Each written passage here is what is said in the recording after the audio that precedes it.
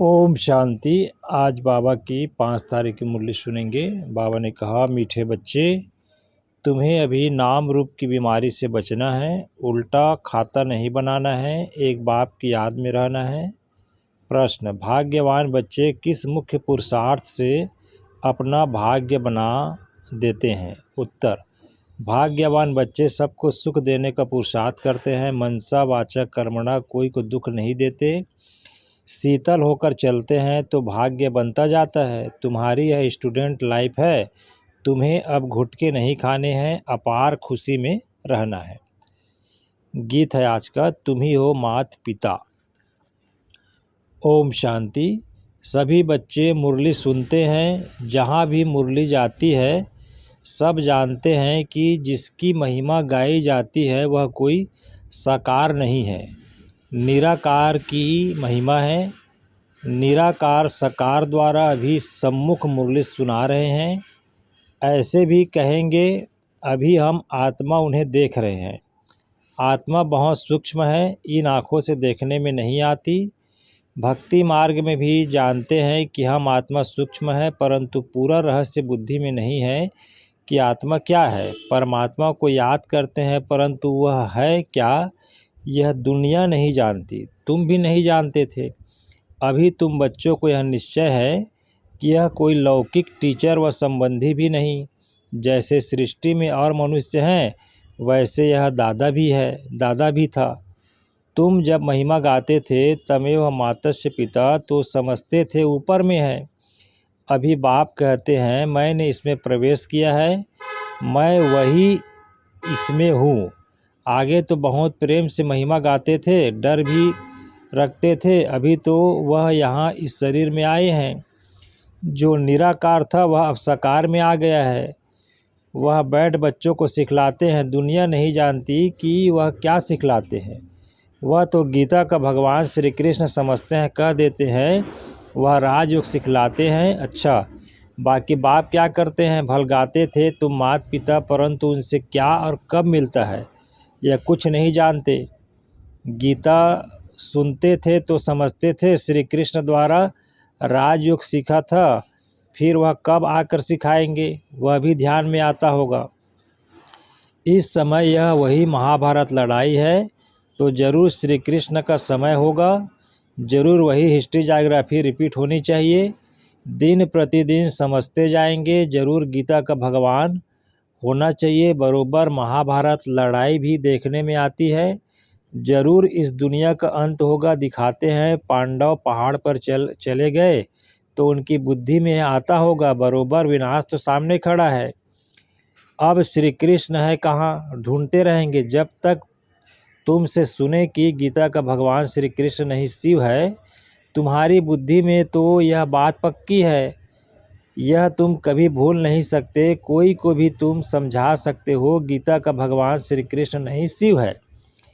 दुनिया में तो कोई भी नहीं कहेगा सिवाय तुम बच्चों के। अब गीता का भगवान राजयोग सिखलाते थे तो जरूर इससे सिद्ध होता है नर से नारायण बनाते थे। तुम बच्चे जानते हो भगवान हमको पढ़ाते हैं, बरोबर नर से नारायण बनाते हैं। इन लक्ष्मी नारायण का स्वर्ग में राज्य था ना, अभी तो वह स्वर्ग भी नहीं है, तो नारायण भी नहीं है, देवताएं भी नहीं हैं, चित्र है जिससे समझते हैं यह होकर गए हैं। अभी तुम समझते हो इन्हों को कितने वर्ष हुए, तुमको पक्का मालूम है आज से 5000 वर्ष पहले इन्हों का राज्य था, अभी तो है अंत। लड़ाई भी सामने खड़ी है, जानते हो बाप हमको पढ़ा रहे हैं, सभी सेंटर्स में पढ़ते भी हैं तो पढ़ाते भी हैं। पढ़ाने की युक्ति बड़ी अच्छी है, चित्रों द्वारा समझानी अच्छी मिल सकती है। मुख्य बात है गीता का भगवान शिव व श्री कृष्ण, फर्क तो बहुत है ना। सदगति दाता, स्वर्ग की स्थापना करने वाला, अथवा आदि सनातन देवी देवता धर्म की फिर से स्थापना करने वाला शिव या श्री कृष्ण। मुख्य है ही तीन बातों का फैसला, इस पर ही बाबा जोर देते हैं। भल ओपिनियन लिख कर देते हैं कि यह बहुत अच्छा है, परंतु इससे कुछ भी फायदा नहीं। तुम्हारी जो मुख्य बात है उस पर जोर देना है, तुम्हारी जीत भी इसमें तुम सिद्ध कर बतलाते हो। भगवान एक होता है। ऐसे नहीं कि गीता सुनाने वाले भी भगवान हो गए। भगवान ने इस राजयोग और ज्ञान द्वारा देवी देवता धर्म की स्थापना की। बाबा समझाते हैं बच्चों पर माया का वार होता रहता है। अभी तक कर्मतीत अवस्था को कोई ने पाया नहीं है। पुरुषार्थ करते करते अंत में तुम एक बाप की याद में सदैव हर्षित रहेंगे। कोई मुरझाइश नहीं आएगी। अभी तो सिर पर पापों का बोझा बहुत है, वह याद से ही उतरेगा। बाप ने पुरुषार्थ की युक्तियाँ बतलाई है। याद से ही पाप कटते हैं। बहुत बुद्धू हैं जो याद में न रहने के कारण फिर नाम रूप आदि में फंस पड़ते हैं। हर्षित मुख हो किसको ज्ञान समझाएं वह भी मुश्किल है। आज किसको समझाया कल फिर घुटका आने से खुशी गुम हो जाती है। समझना चाहिए यह माया का वार होता है। इसलिए पुरुषार्थ कर बाप को याद करना है। बाकी रोना पिटना व बेहाल नहीं होना है। समझना चाहिए माया पादर ब्रैकेट में जूता मारती है। इसलिए पुरुषार्थ कर बाप को याद करना है। बाप की याद से बहुत खुशी रहेगी। मुख से झट वाणी निकलेगी। पतित पावन बाप कहते हैं कि मुझे याद करो। मनुष्य तो एक भी नहीं जिसको रास्ता बाप का परिचय हो। मनुष्य होकर और बाप को न जाने तो जानवर से ही बदतर हुआ। गीता में श्री कृष्ण का नाम डाल दिया है तो बाप को याद कैसे करे। यही बड़ी भूल है जो तुमको समझानी है। गीता का भगवान शिव बाबा है, वही वर्षा देते हैं। मुक्ति जीवन मुक्ति दाता वह है और धर्म वालों की बुद्धि में बैठता नहीं। वह तो हिसाब किताब चुकतू कर वापिस चले जाएंगे। पिछाड़ी में थोड़ा परिचय मिला फिर भी जाएंगे अपने घर अपने धर्म में। तुमको बाप समझाते हैं तुम देवता थे, अभी फिर बाप को याद करने से तुम देवता बन जाएंगे। विकर्म विनाश हो जाएंगे। फिर भी उल्टे सुलटे धंधे कर लेते हैं। बाबा को लिखते हैं आज हमारी अवस्था मुरझाई हुई है। बाप को याद नहीं किया। याद नहीं करेंगे तो जरूर मुरझाएंगे। यह है ही मुर्दों की दुनिया। अभी मर पड़े तुम बाप के बने हो तो बाप का फरमान है मुझे याद करो तो विकर्म विनाश हो जाए। यह शरीर तो पुराना तमो प्रधान है। पिछाड़ी तक कुछ न कुछ होता रहेगा। जब तक बाप की याद में न रह कर्मतीत अवस्था को पाए तब तक माया हिलाती रहेगी, किसको भी छोड़ेगी नहीं। जांच करते रहना चाहिए कि माया कैसे धक्का खिलाती है। भगवान हमको पढ़ाते हैं, यह भूलना क्यों चाहिए। आत्मा कहती है हमारा प्राणों से प्यारा वह बाप ही है। ऐसे बाप को फिर तुम भूलते क्यों हो। बाप धन देते हैं दान करने के लिए। प्रदर्शनी मेले में तुम बच्चों को दान कर सकते हो। आपे ही शौक से भागना चाहिए। अभी तो बाबा को ताकीद करनी पड़ती है, उमंग दिलाना पड़ता है। जाकर समझाओ, उसमें भी अच्छा समझा हुआ चाहिए। देह अभिमानी का तीर लगेगा नहीं। तलवारें भी अनेक प्रकार की होती है ना। तुम्हारी भी योग की तलवार बड़ी तीखी चाहिए। सर्विस का उल्लास चाहिए। बहुतों को जाकर कल्याण करें। बाप को याद करने की ऐसी प्रैक्टिस हो जाए जो पिछाड़ी में सिवाय बाप के और कोई याद न पड़े। तभी तुम रजाई पद पाएंगे। अंतकाल जो अल्प को सिमरे और फिर नारायण को सिमरे। बाप और नारायण ही याद बाप और नारायण ही ब्रैकेट में वर्षा ही याद करना है। परंतु माया कम नहीं है। कच्चे तो एकदम ढेर हो पड़ते हैं। उल्टे कर्मों का खाता तब बनता है जब किसी के नाम रूप में फंस पड़ते हैं। एक दो को प्राइवेट चिट्ठियाँ लिखते हैं, देहधारी से प्रीत हो जाती है तो उल्टे कर्मों का खाता बन जाता है। बाबा के पास समाचार आते हैं, उल्टा सुल्टा काम कर फिर कहते हैं बाबा हो गए। अरे खाता उल्टा हो गया ना। यह शरीर तो पतित है, यह शरीर तो पलित है। उनको तुम याद क्यों करते हो। बाप कहते हैं मुझे याद करो तो सदैव खुशी रहेगी। आज खुशी में है कल फिर मुर्दे बन पड़ते हैं। जन्म जन्मांतर नाम रूप में फंसते आते हैं ना। स्वर्ग में यह बीमारी नाम रूप की होती नहीं। वहाँ तो मोह जीत कुटुंब होता है। जानते हैं हम आत्मा है शरीर नहीं। वह ही आत्माभिमानी दुनिया। यहाँ है देह अभिमानी दुनिया। फिर आधा कल्प तुम देही अभिमानी बन जाते हो। अब बाप कहते हैं देह अभिमान छोड़ो, देही अभिमानी होने से बहुत मीठे शीतल हो जाएंगे। ऐसे बहुत थोड़े हैं, पुरुषार्थ कराते रहते हैं कि बाप की याद न भूलो। बाप फरमान करते हैं मुझे याद करो, चाट रखो, परंतु माया चाट भी रखने नहीं देती। ऐसे मीठे बाप को तो कितना याद करना चाहिए। यह तो पतियों का पति, बापों का बाप है ना। बाप को याद कर और फिर दूसरों को भी आप समान बनाने का पुरुषार्थ करना है। इसमें दिलचस्पी बहुत अच्छी रखनी चाहिए। सर्विसेबल बच्चों को तो बाप नौकरी से छुड़ा देते हैं। सरकमस्टांस देख कहेंगे अब इस धंधे में लग जाओ।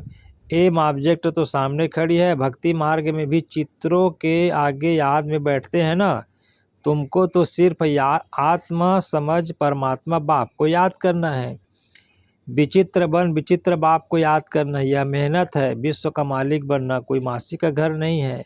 बाप कहते हैं मैं विश्व का मालिक नहीं बनता हूँ, तुमको बनाता हूँ। कितना माथा मारना पड़ता है। सपूत बच्चों को तो आप ही ओना लगा रहेगा। छुट्टी लेकर भी सर्विस में लग जाना चाहिए। कई बच्चों को बंधन भी है, मोह भी है, मोह भी रहता है। बाप कहते हैं तुम्हारी सब बीमारियां बाहर निकलेगी। तुम बाप को याद करते रहो, माया तुमको हटाने की कोशिश करती है। याद ही मुख्य है। रास्ता और रचना के आदि मध्य अंत का ज्ञान मिला, बाकी और क्या चाहिए। भगवान भाग्यवान बच्चे सबको सुख देने का पुरुषार्थ करते हैं। मनसा वाचा कर्मणा किसी को दुख नहीं देते।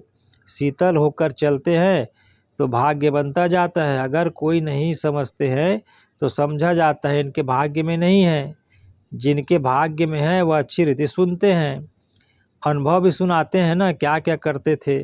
अब मालूम पड़ा है जो कुछ किया उससे दुर्गति ही हुई। सदगति को तब पाएं जब बाप को याद करें। बहुत मुश्किल कोई घंटा आधा घंटा याद करते होंगे, नहीं तो गुटखा खाते रहते हैं। बाप कहते हैं आधा कल्प गुटखा खाया, अब बाप मिला है। स्टूडेंट लाइफ है ही तो खुशी होनी चाहिए ना, परंतु बाप को घड़ी घड़ी भूल जाते हैं। बाप कहते हैं तुम कर्म योगी हो, वह धंधा आदि तो करना ही है। नींद भी कम करना अच्छा है, याद से कमाई होगी, खुशी भी रहेगी। याद में बैठना जरूरी है। दिन में तो फुर्सत नहीं मिलती, इसलिए रात को समय निकालना चाहिए। याद से बहुत खुशी रहेगी। किसको बंधन है तो कह सकते हैं हमको तो बाप से वर्षा लेना है, इसमें कोई रोक नहीं सकता। सिर्फ गवर्नमेंट को जाए समझाओ कि विनाश सामने खड़ा है। बाप कहते हैं मुझे याद करो तो विकार विनाश होंगे। और यह अंतिम जन्म तो पवित्र रहना है, इसलिए हम पवित्र बनते हैं। परंतु कहेंगे वह जिनको या ज्ञान की मस्ती होगी। ऐसे नहीं कि यहाँ आकर फिर देहधारी को याद करते रहें। देह अभिमान में आकर लड़ना झगड़ना जैसे क्रोध का भूत हो जाता है। बाबा क्रोध करने वालों की तरफ कभी देखते भी नहीं, सर्विस करने वालों से प्यार होता है। देह अभिमान की चलन दिखाई पड़ती है। गुलगुल तब बनेंगे जब बाप को याद करेंगे। मूल बात है यह, एक दो को देखते बाप को याद करना है। सर्विस में तो हड्डियां देनी चाहिए। ब्राह्मणों को आपस में छेड़खानी होकर होना चाहिए, लूट पानी नहीं होना चाहिए। समझ न होने के कारण एक दो से नफरत, बाप से भी नफरत लाते रहते हैं। ऐसे क्या पद पाएंगे। तुमको साक्षात्कार होंगे, फिर उस समय स्मृति आएगी यह हमने गफलत की। बाप फिर कह देते हैं तकदीर में नहीं है तो क्या कर सकते हैं। अच्छा, मीठे मीठे सिक्के दे बच्चों प्रति माता पिता बाप दादा का याद प्यार और गुड मॉर्निंग। रूहानी बाप की रूहानी बच्चों को नमस्ते, और हम रूहानी बच्चों का भी रूहानी माता पिता बाप दादा को याद प्यार गुड मॉर्निंग, नमस्ते बाबा नमस्ते। धारणा के लिए मुख्य सार है पहला, निर्बंधन बनने के लिए ज्ञान की मस्ती हो, देह अभिमान की चलन न हो, आपस में लून पानी होने के संस्कार न हो। देहधारियों से प्यार है तो बंधन मुक्त हो नहीं सकते।